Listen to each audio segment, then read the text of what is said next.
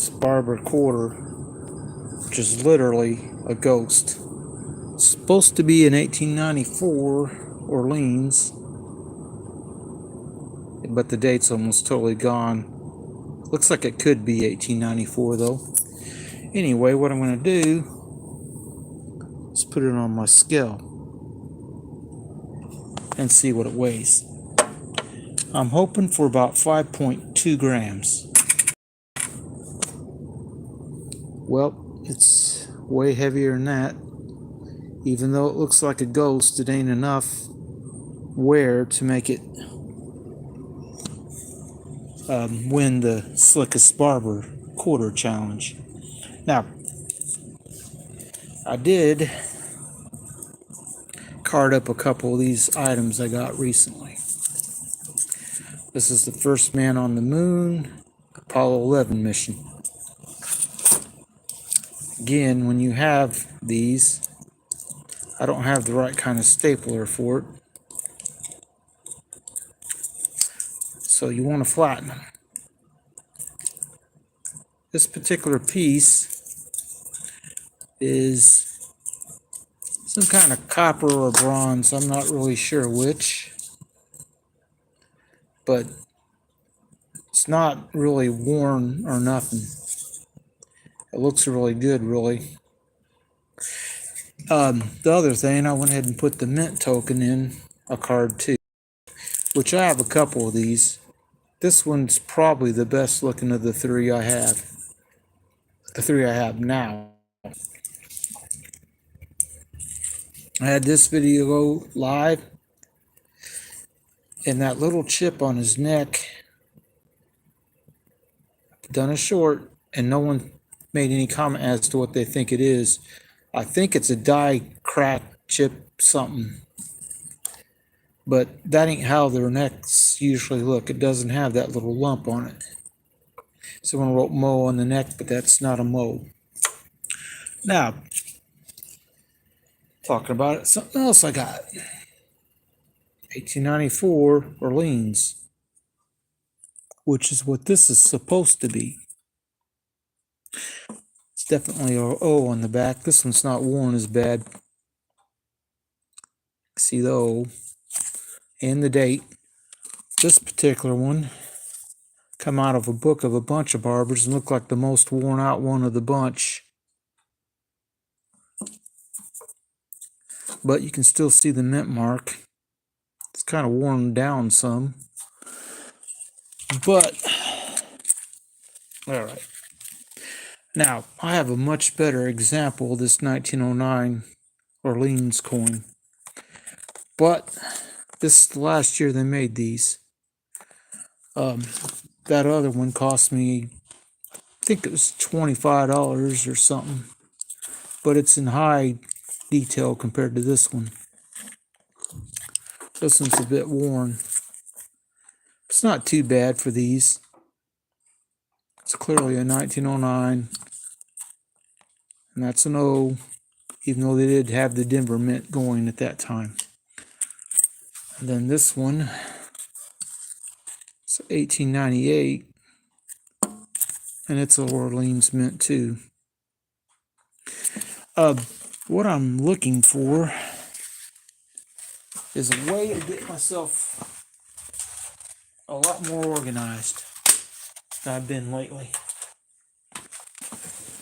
I got to put these in boxes, and then I got to separate this kind of stuff, which I do have something to. By the way, this stuff was 20 times face, so the half dollars for $10.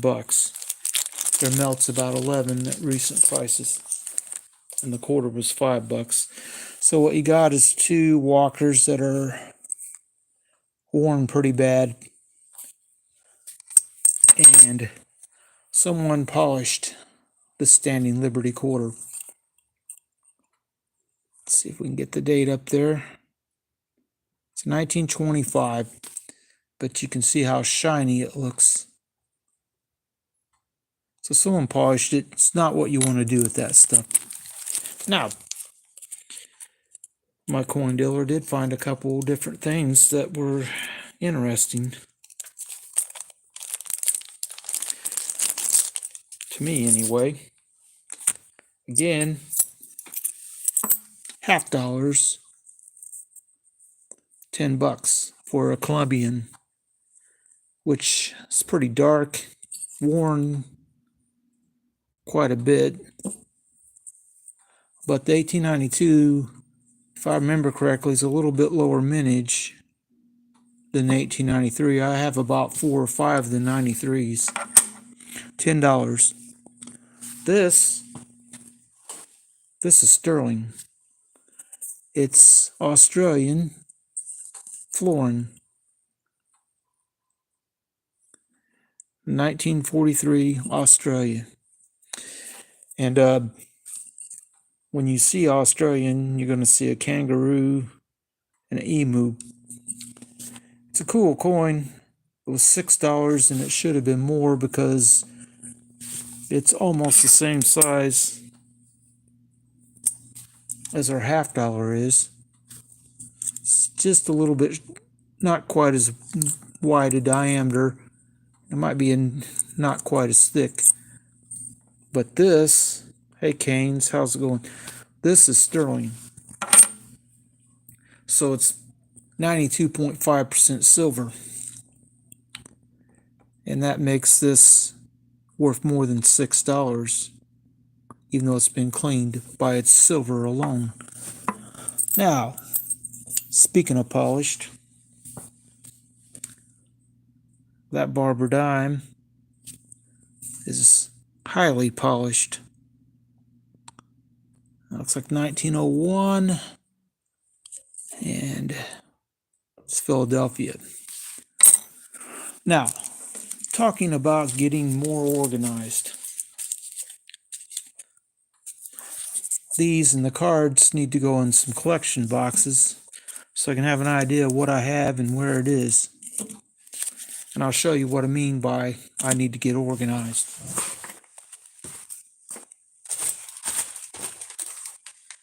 A lot of the stuff I bought in the last year, or last year I mean, I just threw in a bag like this. There's carded stuff and there's loose stuff.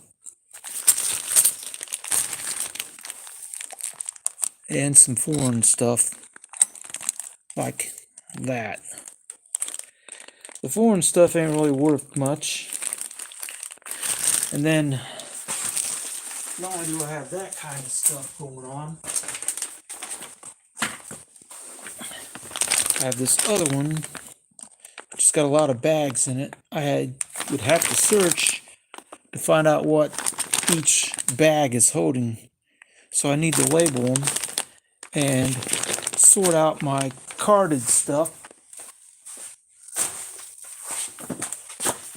and install all the carded stuff in a box like this so it can be kind of sorted. First put it in the box, then start sorting it so that you get an idea. And I've got couple black boxes and some red ones that are empty, ready to take a bunch of cards. But I did think getting an 1894 Orleans mint coin is kind of cool. So I'm going to smash these staples on this. Some coin dealers smash them, or they have staplers that do smash them, and some don't. So it's probably a good idea to smash all of them you can. So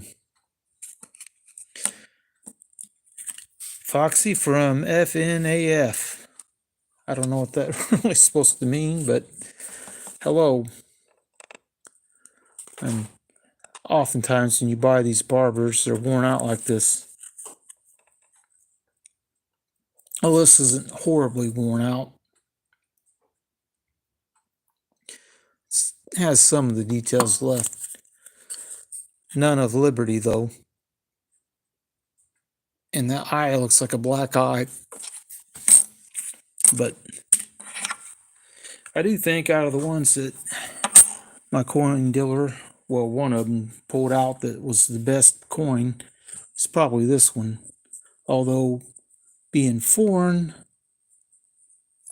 and a lot of these foreign coins are priced around melt here for some reason. And this is sterling. It's 1943, a Florin. But you don't get 1892 Columbians quite as often as you do the 1893.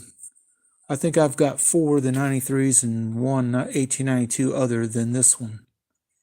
I love the ship on the back. I think that's really cool. And walkers, I've got quite a number of them. And I do need to sort this stuff some so I know what I have, because this is starting to get crazy. But anyway, hope that everyone has a good night, because I think I got a few other things to do, and I don't want to keep you online too late. Oh, by the way, the coin dealer I got all this various silver from, including the quarter and this dime, let me have this V nickel for nothing. It's a 1911. It's beat up pretty bad, as you can see. Looks like it's been sandblasted. So he let me have it for nothing, which, free. I'm not going to say no to a free coin. That same guy also gave me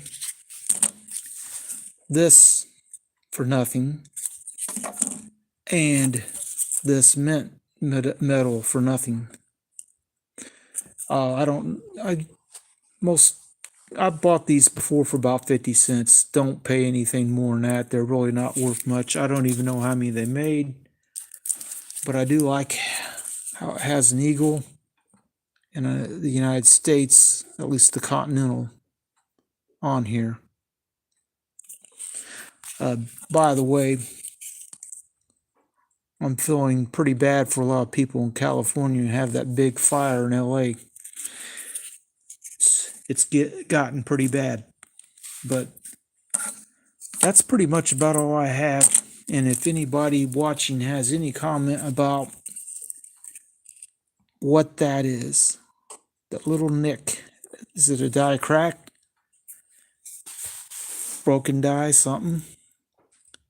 It's pretty interesting. And I got this for pretty cheap, so if it is collectible, I made out well. But anyway, I hope everyone has a good night, and we will see you next time, because that's all I got.